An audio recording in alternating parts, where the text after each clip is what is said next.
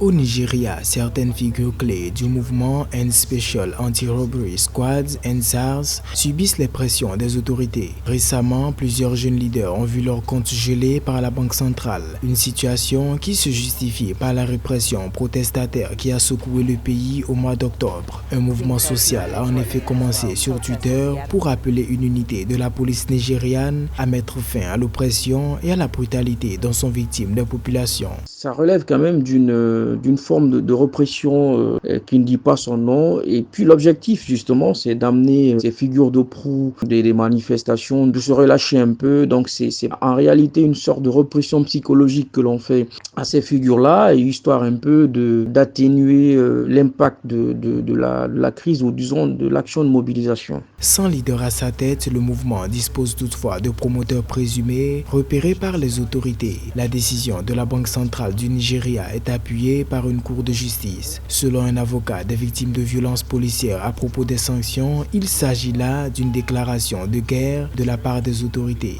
On comprend aisément que la Banque centrale prête ses services à l'armée, à la police, au gouvernement d'une façon générale pour traquer un peu ces figures de la manif.